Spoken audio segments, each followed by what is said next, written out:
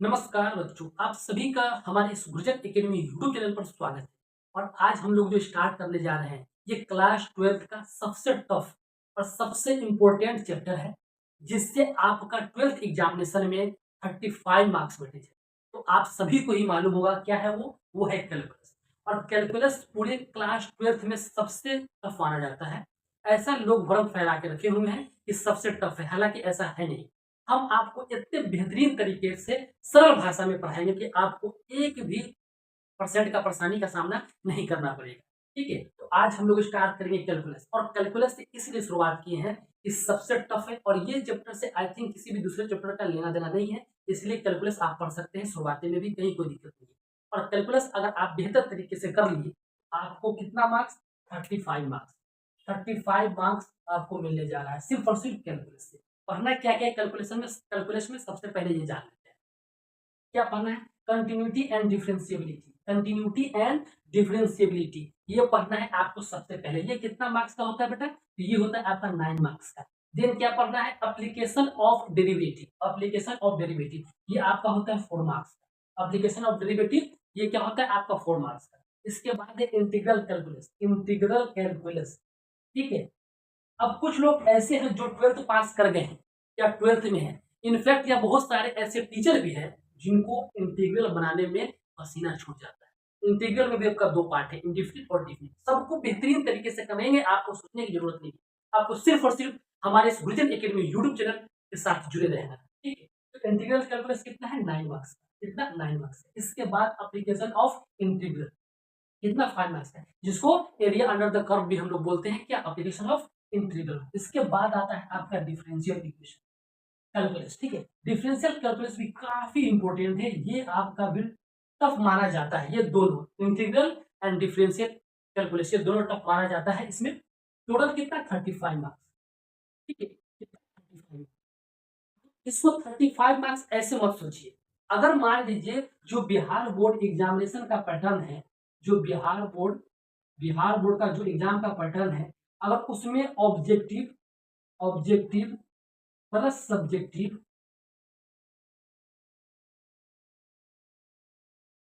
दोनों को मिला दिया जाए तो इनफैक्ट कैलकुलस से एटलीस्ट 50 मार्क्स होता है। आप सोच रहे होंगे कि ऐसा क्यों बोल रहे, भांग पी लिए, गांजा जो पी लिए क्या? ऐसा बात नहीं है भाई। इसीलिए ऐसा बात बोल रहे हैं क्योंकि अगर आपको जब एग्जामिनेशन का पेपर दिखेंगे, ऐसे जितने भी एग्जामिनेशन अभी तक हो चुका है 2025 तक 26 तक, तो सबका पेपर देखेंगे तो आपको जो एग्जाम में क्वेश्चन आता है वो आपका आता है ऑप्शन में, दो क्वेश्चन रहेगा, फिर सेकेंड क्वेश्चन। इस तरीके से अगर आप जोड़ेंगे ऑब्जेक्टिव वगैरह सब लेकर के, तो आपको सबसे पहला टॉपिक क्या पढ़ेंगे इसमें हम लोग क्या पढ़ेंगे कैलकुलस में? कंटिन्यूटी एंड डिफरेंशिएबिलिटी, जो आपका सबसे पहला चैप्टर है कैलकुलस का। क्या है? Continuity and differentiability. आप इसको चेक करने के लिए आपको एक फॉर्मूला पता होना चाहिए कि हम सिर्फ और सिर्फ टू द पॉइंट बात कर रहे हैं, इसलिए टू द पॉइंट बात कर रहे हैं ताकि आपको ज्यादा, देखिए बहुत कुछ पढ़ लेंगे और क्वेश्चन नहीं बना पाएंगे तो कुछ मतलब नहीं निकलता है। तो जितना लिमिट ऑफ सोर्स रखेंगे आपका क्वेश्चन अटेम्प्ट बढ़िया तरीके से हो पाएगा, ठीक है। तो क्या होता है, अगर मान लीजिए कि कोई फंक्शन कंटिन्यूअस है, ठीक है, अगर मान लीजिए कोई फंक्शन कंटिन्यूअस होगा, ठीक है, तो कंडीशन क्या होगा? सबसे पहले इस बात को समझने की जरूरत है। तो देखिए क्या है, a function y is equal to f of x is such to be continuous at x equal to a। अगर कोई फंक्शन हमारा कंटिन्यूअस होगा किस पॉइंट पर? x, a point, x equal to a point पर, तो क्या बनेगा आपका? जो आपका कंडीशन बनेगा वो ये बनेगा। अगर इस कंडीशन को फॉलो करता है तो क्या होगा? फंक्शन कंटिन्यूअस होगा। अब देखिए क्या बोल रहा है, बोल रहा है कि limit x tends to a minus. अब ये भी समझाएंगे कि आपको x tends to a minus क्या होगा। फिर function of x is equal to limit x tends to a plus, ठीक है, f of x equal to f of x. कहने का मतलब क्या होगा कि limit limit limit x tends to a minus function of x limit limit x tends to a plus function of x and function of a या function of x is equal to. अब एक बात को समझिए, अगर ये तीनों value equal आता है, ये तीनों वैल्यू इक्वल आता है, limit x tends to a minus function of x is equal to limit x tends to a plus function of x is equal to function of a। अगर ये तीनों एक दूसरे के इक्वल आता है, तीनों एक दूसरे के इक्वल आता है तो क्या होगा बेटा, वो फंक्शन होगा आपका कंटिन्यूअस होगा। अगर मान लीजिए कि वो नहीं आता तो क्या होगा, डिसकंटिन्यूअस। आप समझ रहे हैं? कुछ लोग सोच रहे होंगे कि x a minus x tends to a plus ये है क्या, ये एक्चुअल में है चीज क्या, इसको समझने की जरूरत है। एक बात याद रखिए, ये कोई ग्राफ है function y is equal to f of x, y is equal to f of x, ठीक है। वो पॉइंट कहां पर आपका कट हो, कहां पर कट हो रहा है, x is equal to a पर। अब आपको पता करना है कि x a माइनस क्या होता है। एक बात याद रख लीजिए, अगर मान लीजिए कोई पॉइंट यहां से आपका, जब वो पॉइंट यहां बनेगा, ये आपका ये आपका ए माइनस कहने का मतलब ये हुआ कि जस्ट जस्ट ए से पहले की वैल्यू। कहने का मतलब क्या हुआ, कहने का मतलब क्या हुआ कि अगर मान लीजिए ये आपका जीरो है, ये आपका जीरो है, ठीक है। तो अगर बोल दिया जाए x tends to zero minus, मतलब कि जीरो से जस्ट पहले की वैल्यू, जस्ट पहले की वैल्यू, तो ए के जस्ट पहले की वैल्यू क्या होगा, ए माइनस, और ए के जस्ट बाद की वैल्यू, ए के जस्ट बाद की वैल्यू क्या हो जाएगा, a plus. X is equal to just पहले जस्ट बाद, ठीक है, जस्ट पहले जस्ट बाद। अगर मान लीजिए कि ये तीनों इक्वल होगा तो फंक्शन कैसा होगा, फंक्शन हमारा होगा कॉन्टिन्यूअस। कंटिन्यूअस। आप एक बात समझ लीजिए, आप यहाँ पर जैसे ही आप लिमिट वर्ड आ गया, जैसे ही लिमिट आ गया, तो आपको थोड़ा बहुत लिमिट का कॉन्सेप्ट, थोड़ा बहुत लिमिट का कॉन्सेप्ट आना चाहिए। थोड़ा बहुत क्या आना चाहिए, लिमिट का कॉन्सेप्ट, कॉन्सेप्ट आना चाहिए। अगर लिमिट का कॉन्सेप्ट नहीं आता है तो दिक्कत होगा, हालांकि ऐसा सामना करना की जरूरत, प्रॉब्लम नहीं होगा, ठीक है, लेकिन लिमिट थोड़ा बहुत आना चाहिए। अब चलिए हम लोग कॉन्सेप्ट ऑफ लिमिट को समझते हैं और उसके बाद सीधा हम लोग एग्जाम्पल करेंगे, ठीक है। तो कंसेप्ट ऑफ लिमिट समझिए, कंसेप्ट ऑफ लिमिट क्या बोल रहा है। अगर बोल रहा है कि function of x is equal to x square minus four divided by x minus two, लेकिन कंडीशन क्या है कि x x not equal to, x not equal to क्या होना चाहिए, मतलब कहने का क्या हुआ कि अगर अगर आप x इक्वल टू टू डालते हैं तो फंक्शन क्या हो जाएगा, अनडिफाइंड हो जाएगा, इसीलिए x not equal to two, ठीक है। सबसे पहले क्या कीजिए, इसको सॉल्व कीजिए। f of x is equal to, इसको क्या लिख सकते हैं, x plus four x plus two into x minus two divide by x minus two, clear, divided by क्या हो जाएगा, x minus to.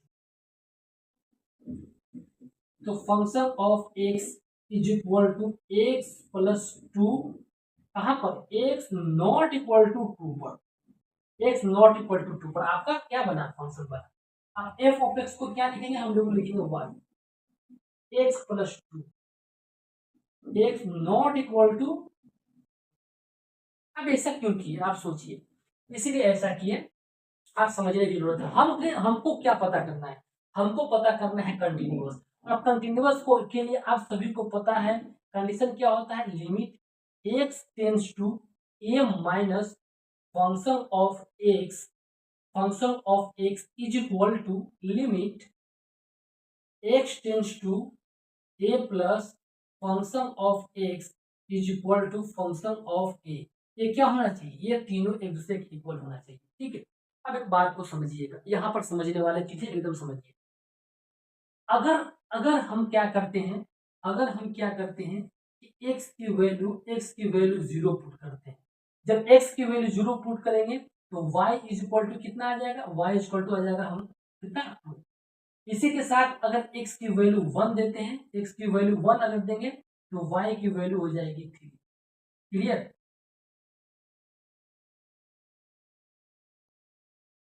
x is equal to, अगर मान लीजिए x is equal to x is equal to आप क्या देंगे, to, ठीक है, तो क्या आ जाएगा, y is equal to four, y is equal to four आ जाएगा। बात आपको समझ में आ गया होगा। अभी यहाँ देखिए,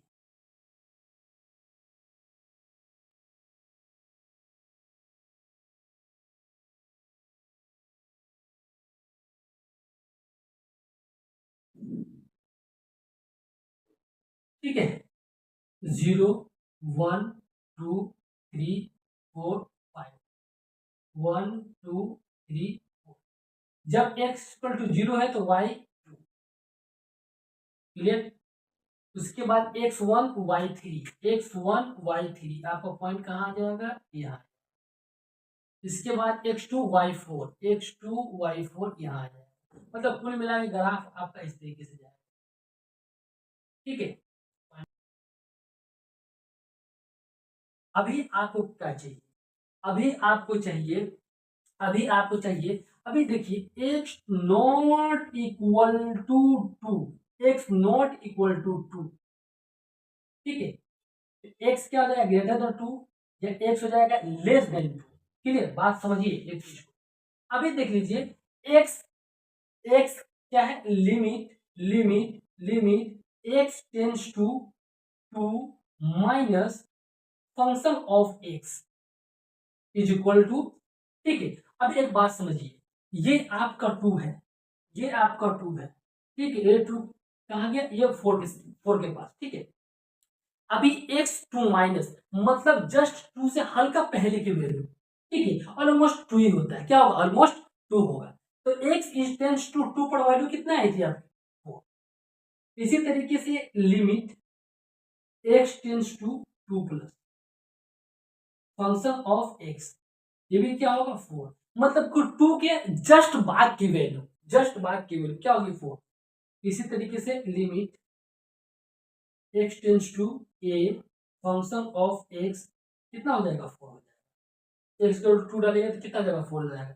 मतलब तीनों क्या है, इक्वल है, इक्वल है तो क्या होगा, कंटिन्यूअस होगा। बात समझ में आ गई, क्या होगा, कंटिन्यूअस होगा। अच्छा एक बात बताइए, ये फंक्शन कैसा है, ये आपका पोलिनोमियल फंक्शन है, क्या है, पोलिनोमियल फंक्शन। और एक बात यहां से आप चीज नोट डाउन कर लेंगे, ये काफी इंपॉर्टेंट पॉइंट है। जितने भी पोलिनोमियल फंक्शन है, चाहे आपका चाहे आपका क्वाड्रेटिक हो, चाहे क्यूबिक हो, चाहे लीनियर फंक्शन हो, सबके सब कंटिन्यूअस होते हैं, सबके सब क्या होंगे, कंटिन्यूअस होंगे। ये पॉइंट आप लोग नोट करके लिख लीजिए, ठीक है। तो इस तरीके से आपको कंटिन्यूअस आना चाहिए। अगर मान लीजिए जो फंक्शन कंटिन्यूअस नहीं होगा, ये तीनों पॉइंट इक्वल नहीं होगा, वो फंक्शन क्या हो जाएगा, वो हो जाएगा आपका डिसकंटिन्यूअस। समझ में आ गया। तो इसी के साथ ये थोड़ा बहुत आपको जितने भी सीखने की जरूरत था, जो जिससे आप क्वेश्चन बेहिचक बना सकते हैं, कहीं भी कोई प्रॉब्लम नहीं होगा, इतना कॉन्सेप्ट आपको सीखना पड़ेगा। इसके बाद सीधा हम लोग कहाँ आते हैं, एग्जाम्पल के ऊपर, एनसीईआरटी का एग्जाम्पल करते हैं, ठीक है। ये दो क्वेश्चन आपके सामने दिख रहा होगा। सबसे पहला question, check the continuity of the function f given by f of x is equal to 2x plus 3 at x one 2 at x equal to 2। मैंने क्या बोला कि जितने भी पोलिनोमियल फंक्शन है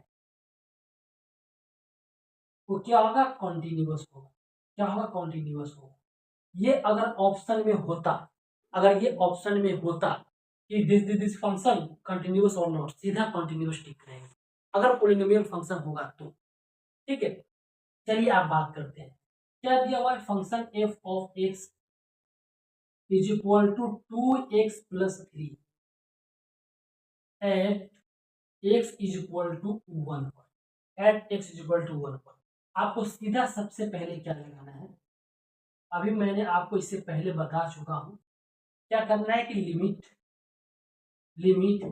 x टेंस टू 1 माइनस, ठीक है, 1 से जस्ट पहले हम चेक करेंगे, ठीक है।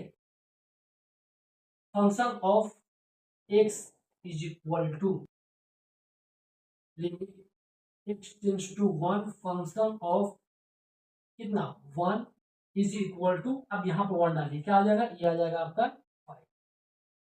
इसी तरीके से limit x tends to 1 plus function of x limit x tends to 1। देखिए जस्ट 1 से बाद की वैल्यू क्या होगी, वो भी ऑलमोस्ट 1 के बराबर ही होगा। f ऑफ 1 कितना देगा, ये भी 5 देगा। इसके बाद limit x tends to 1 function of 1 is equal to क्या होगा, 5 होगा।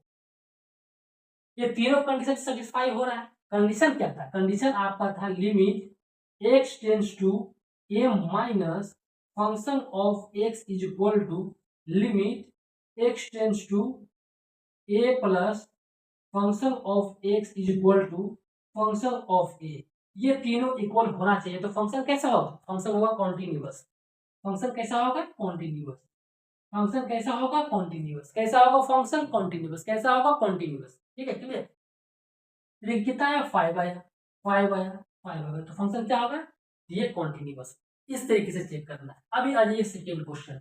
सेकेंड क्वेश्चन क्या है? F of x is equal to x square is a continuous और not at x is equal to आपका 0 पर। ये फंक्शन कैसा है? फंक्शन में पॉलिनोमियल फंक्शन है। ये क्या होगा? कंटिन्यूअस होगा। अगर ऑप्शन में गिवन होता कंटिन्यूअस होगा कि नहीं होगा तो सीधा हम लोग मानते हैं कंटिन्यूअस होगा। लेकिन आपको चेक करना पड़ेगा। अगर मान लीजिए 2 मार्क्स में आ गया, कितना में? तो ये सब क्वेश्चन 2 मार्क्स नहीं आएगा किसी भी बोर्ड एग्जाम में। ठीक है, 2 मार्क्स नहीं आएगा। तो क्या चेक करेंगे? Limit x tends to 0 minus just 0 से पहले की value function of x is equal to limit x tends to 0 function of 0 is equal to 0। अगर मान लीजिए 0 से पुट करेंगे तो क्या देगा? 0 देगा।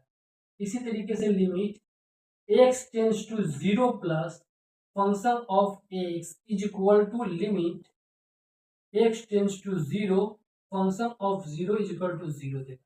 Limit x tends to 0 function of 0 is equal to क्या देगा? 0 देगा। ये तीनों इक्वल है। तीनों क्या होगा? ये होगा आपका क्या होगा? कॉन्टिन्यूअस। समझ में आया? तो इस तरीके से आपको कॉन्टिन्यूअस चेक करना पड़ेगा। ये तो आपका एग्जाम्पल था। अभी एक्सरसाइज आना बाकी है। इस चैप्टर से आप जितने कुछ सीखेंगे जरूर कमेंट करेंगे कितना आपने सीखा। नेक्स्ट वीडियो में आपका एक्सरसाइज 5.1 सॉल्व कराएंगे पूरा बेहतर तरीके से। ये 5.1 के बाद इसके बाद आपको डिफरेंशिएशन, फिर इसी तरीके से इंटीग्रेशन, उसके बाद application of integration and differential equation पूरी बेहतरीन तरीके से बेहतरीन कॉन्सेप्ट के साथ करेंगे। ठीक है, थैंक यू सो मच। जय हिंद।